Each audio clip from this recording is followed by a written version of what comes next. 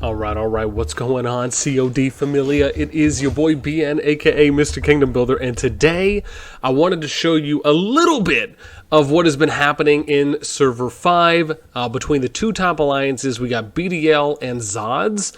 Again, they are respectively 1 and 2 in their fields. If we go here to Alliance Power, we can see BDL right 809, almost 810 mil, ZODs 715. Then you got Hawk at number 3 right there around 415.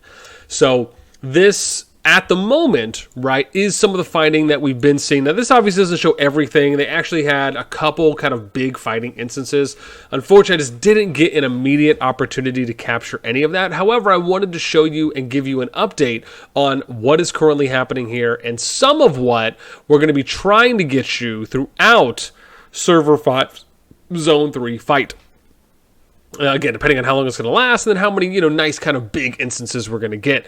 I love it when we have the two sides essentially face off, where they'll kind of gather all their troops, and then at a certain point, right, kind of like in the old westerns where the guy would fire the gun and then they go, or they're just looking at each other, right? I guess in most cases where they just kind of feel out exactly when the first person's going to react and then they're just going to go. Always was really interesting to me. Why not do a countdown of some sort more consistently across the board? But that's neither here nor there. And of course, as always, if you guys enjoy the content, make sure you sub, like, ring the notification bell. And if you want to join and be a part of our conversation, hit up the Discord. You can find a link to us in the pinned comment description right down below. And just to kind of give you a little bit of lay of the land here, right? Let me zoom out, and you can just kind of see, how, again, right? Lots of people right now. You got BDL on one side, which is over here. We got Zod here, and then you got Hawk, who's kind of building up from this southeastern gate. And essentially, they're just kind of fighting it out here in the middle. Right? And again, a lot of players here. Now, I don't know what the online times or the offline times are here. Ooh, Zod summoning that Necro there. But again, wow, just getting pounded, though shockingly, by how many. Now, I wonder, again, and probably just maybe not that leveled, right, on the kind of the behemoth tech side. It also could just be that there's just so many BDL here that they just don't have a problem going ahead and chucking this down. Again, Necro's getting some decent damage off, too, as well on. Again, a lot of low health players here. A lot of dead as well that are going back there for BDL. Zod may be an opportunity here to do a little bit of pushing. However, right, remember when we get into these types of situations, right? Like, example here, you have these players fighting here. Go and assist your teammates down here, right? And obviously, even though there was a few only, right, that they were able to clean up, now it's kind of hit them. And again, nice push, but I wouldn't necessarily overextend too much here. If you have infantry, I guess it's not that bad because you're still separated here between where you see this line with like Null, Moose, and Ray, and then you have, kind of these second tier and the third tier back here. But again, sometimes just pick your battles, right? Have your range, get into position, and then move together as a unit, right? So you're not kind of overextending and have one unit or a few units going in before the others have an opportunity to catch up. From what you can see here, though, Zod's throwing out their level 10. Well, sorry, was that a level 10 Hydra that they're throwing out? And then you got BDL here, right? A lot of Waldirs, right? We got some Lilias, got some Nikas there. We got some Arwins as well. Look like that paired with a Waldir. Oh gosh, is that Ordo? No, this is that Chakcha. I always forget that icon's name because two of them look so similar. But again, man, Hydra's pushing. Now you have BDL on the retreat. So again, I like the use of Behemoth play because to me, Behemoth play really symbolizes. Let me see if I can turn some audio on too as well because I don't think I have any. I don't want to get too far away from any of the fighting, but let's just go here. Oh no, I do have sound effects. I actually have other stuff that's going on, but for some reason the audio, I don't know if it's picking it up. Let me scroll down here. Webcam. Hang on one sec. Let's see here. Properties. Source default. Is it? Oh man, I don't know if it's speakers. I'm gonna have to see here. Is that it? You know what? I'm not sure. I have it on. I'm going to figure this out. It's probably one of the things I just haven't messed with too much, but I do want to try and get you guys some audio here. So while we're playing that, let me just check one more time. Don't judge me. Let's see if this will work. Okay. Still not working. Let's try one more. Let's see here. Tape down, working off the top, speakers real tech. I could do default, but nothing. All right. I'm not going to spend too much time on this again. I really would like for it to work, but I don't. Oh, you know what? Hang on. Is it because I don't have volume on here? There we go. There we go. So I hear something. Let's do this. Hang on, I do hear something. Oh, yeah, there we go. Nice. Sick. Okay, so we got it working. Now you guys can hear it. That probably sounds really loud. So let me turn it a little down here. But we finally got it working. So I don't really care too much for the voices. Music I'm actually okay with. Sound effects, maybe we'll go there. That looks a little better for me. Let's see how this works. Unless that's still super loud. Okay, now let's do this. Let's lower that a bit. And see, hopefully, let's go half. What is that, 20 or so? Okay. I think this might be a little bit better. I'm gonna test this out for now. You guys let me know if it's maybe a little too high or not. I'll have to listen to it on the playback. But I wanted to at least try to get you guys some audio because again, some of the audio can be good to hear. I don't necessarily want it to be too overbearing, but again, nice to at least hear a little bit. Now, back to what I was saying about the Behemoth play. Right, I like the Behemoth play depending on how tactically you're deciding to use this. Right, it also can so like this is there's really, and I'm just gonna let me talk about kind of the micro aspect of Behemoth play, and then we'll kind of touch a little bit on macro.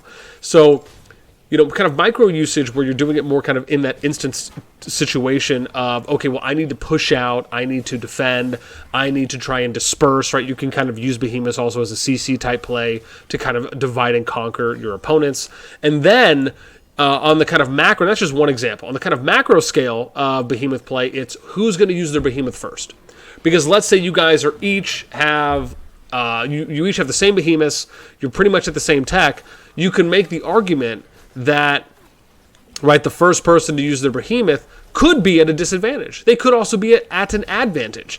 But if you end up being in a situation where you are at a disadvantage, then that could be a benefit to to the alliance that goes second, because that means that if you guys decide to waste all of your behemoths, then the alliance who goes second will always have the last behemoth to use. But so again, we're gonna have to see how that part plays out. How relevant is that going to be when you're looking at kind of large scale wars where multiple behemoths are being dropped? I mean, even in this situation, right? Zod already played 2 behemoths, but what it seemed to be just got killed super fast. Now they also have a keep here. And I'm a big fan of keep play, right? So, loading this keep up with some units, especially if you're loading them up with kind of AoEs, right? For example, if you're putting some like Lilia Walders in there, ones that have more AoE-based damage or AoE skills that you can take advantage of, right? So that way keeps are a little bit more beneficial in that regard. That's something you can utilize. Again, BDL so far, though, is just having a ginormous showing where they are just coming right in, do not even care about these barricades. They're going right for just the essential keep. What is it called? Destruction, right? That's what it's. Well, I don't want to just say destroying. That just sounds so basic, right? But essentially the destruction there on the keep, and now pushing ZODs a little bit farther back through this northern pass, or I guess northern choke here between the river, or I guess we could say under the river, which is kind of an overhead bridge, even though there's nothing. Oh, I see. So, this is kind of like a Lord of the Rings, like that new Lord of the Rings show, right? Where it's like the river goes into the volcano or something, right? Or at least whatever they were planning to do. Okay. So let's see. So pushing a little back here. Again, they have some players, not too much replenishment that's happening. And BDL kind of just having their way, right? Look, we got a Nico being ran there. Ray's got a Madeline up front. SCL's running. Oh, there we go. Another kind of counter Madeline. Let me see Nico. I wonder who Nico's second is. Is that Guan? Is he running Nico Guan maybe for Ray? He is. Okay, so running Nico Guan. And then, a little bit of fighting over here. Right now, what I'm going to say is I would love to see him, and I think it's going to depend. Dude, Zod's throwing out. Is this the same Hydra, or is this another Hydra? Because I swear I thought they threw one out already. So did the Hydra just get aggro pulled, and then Now they're running back, and there might have just been a glitch or something that happened. Who knows? But man, do I love me some quality PvP, right? Now, it is a little harder in this situation because there's obviously not as many ZOD players online as there are BDL from what it looks like. Yeah. Also, I don't know if I was... Let me see what they have going on here. So, did I just see... Oh, man, I thought I just saw Van. I thought I just saw Zod's Van just like YOLO in there. Anyways, here's a good example, right? If you have some... Oh, no, my bad. He's right here with fitting video. I mean, again, this is... I mean, you're just taking a little bit too much damage in that situation, right? Coordinate yourselves. I mean, this thing, you have players online. It's not like you have no one online right now. Another situation, these players, right? I would have been attacking the BDL, right? This Patol Mecha guy or player, right? Single target fire focus, right? Hit them one by one, and then you go ranged. Another example, in this situation, right, I think this Null player is probably, maybe a little bit too close, right? I would reposition yourself, focus on the outliers, right, the opponents who are extending, and you kind of hit them one by one, especially when they're trying to kind of protect around your keep. If you're able to kind of push and hit enough of them, then you're going to be able to possibly get some free kills on those that are trying to destroy or disassemble your keep position here for Zod. So that's something that you can consider as well, right? There are tactical plays that you can factor into when, even if you may not have a numbers advantage, but you still have players that are online.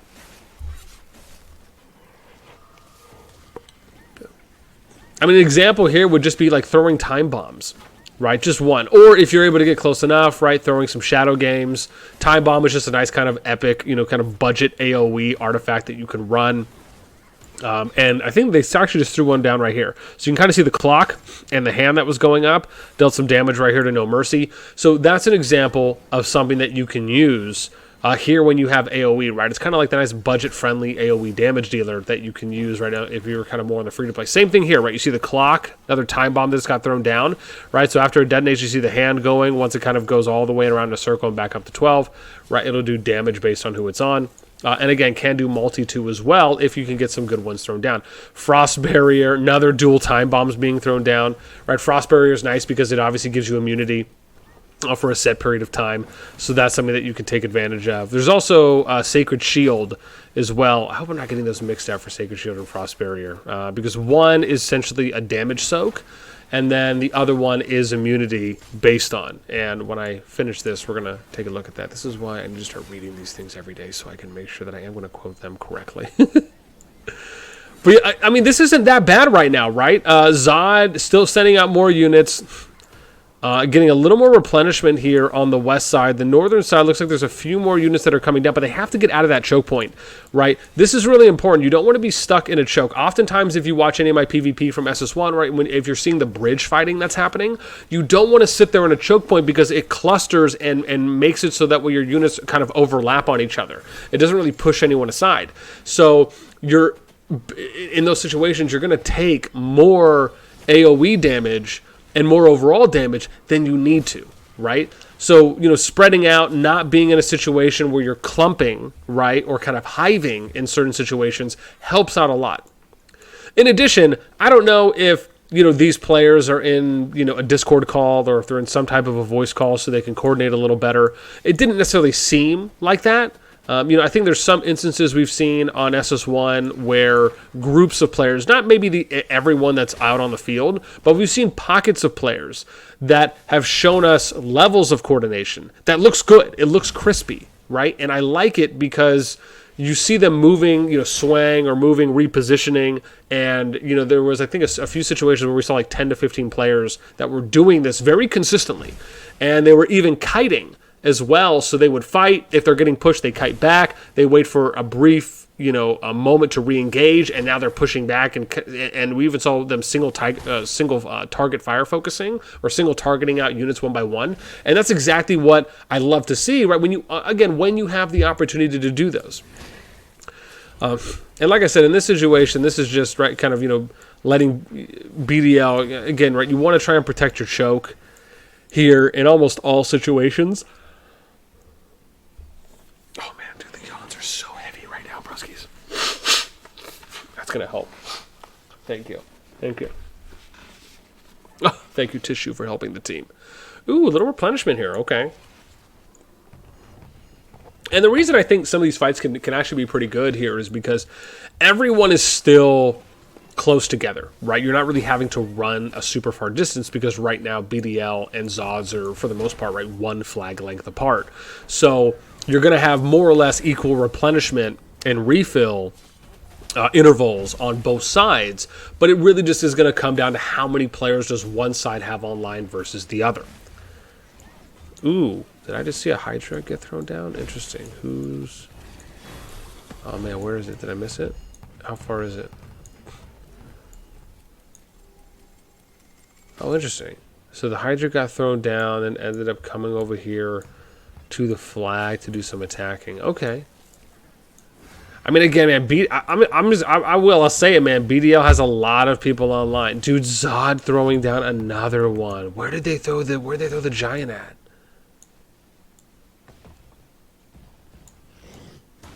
Oh, there it is. Nice. So they threw the giant down to defend the keep. Nice. Ooh, that was a big swing, man. Look at that damage that is going down. And again, sometimes this is actually not bad, right? When you can catch the units off guard. Now, I'm going to say this, right? The one thing I would love, and this is what I think is going to be the next level situation, right? To me, what could be really cool is if they eventually allowed one player to take control of the behemoth, and then you can move the behemoth wherever you wanted to. That, to me, would be sick, right? That's next level. Now, the other thing that I think would be cool to do is if you added in just like, this is like a smaller stepping stone, would be add in basic functions, right? Where it's, where for example, when the behemoth's there, you can click on the behemoth and then click attack or click defend, and then the next thing you click on is where it'll go, right? And it can be super basic. It can just go off structures for defending and attacking in those situations, right? Maybe you click attack and then you can attack a unit or something like that. Dude, Zod able to push BDL after a quick little fast forward here off of their keep. They got a few more legions in here. And this is the way I view, let me explain. This is the way I view keeps, right? Is being able to micro your keep play is also very important, right? I wouldn't keep 7 people in here right now. I would take them out, have them join the fight, and then when you're getting pushed, because remember, right now no one's in range of being able to take damage from the keep. If I click on this, you can see that the range is right here in front of this barricade. So until you start having players or enemies come near the keep, don't run people. Like, it needs to be something where you can take them out of the keep, join a fight. When you get pushed, you put them back in, right? It has to be that easy or that effortless, right? That you're building up that muscle memory and those actions to be able to do in real time. And that's going to help out so much more, right? So instead of having, 10 or so, now they'd have 17 or 18 marches here out on the field. So again, just something to consider and think about. Again, right now, not bad. Let's see how long they have on the flag. Got 37 minutes until this bad boy is done. And again, man, BDL still a good showing. I mean, maybe a few less players now than they once did. Zod, again, still putting some pressure on, even though not as much. Maybe about a third, a quarter of the amount of players right now in this moment. And in these situations where you're kind of doing the kiting, right? This is what I call like the poke, right? This is the poke stage, if I want to throw in a League of Legends term here, where you should get a bunch of your ranged players here and then just outrange them, right? You target whoever is sticking out the farthest, right? I would head this way like this, and then I would hit Moose. Or I would head up here, and then I would have everyone hit Hellboy, right? When he backs up, then you back up. Then you reposition and you retarget. Right, because again, this type of range play can really set the pace and the tone, especially if you're able to do it in a way where you're building up your artifact rage, and then you're able to throw these down even if you're just going in a little bit just to throw the artifact down and then you immediately move away, you're still having a higher percentage chance of doing more damage to your opponents than they're going to do to you, right? So just looking at how, I mean, again, I even like how Enoch is just over here spreading super wide, right? Just, again, trying to kind of spread the field. This is something I think is equally as important, right? Are you going to be able to drag, like if Enoch can drag, a few people with him out, right? That's just a few less people that are doing the PvP. I think those types of like tactical maneuvers, right, that we have the opportunity to see in the game is something that, again, hasn't been too prevalent thus far.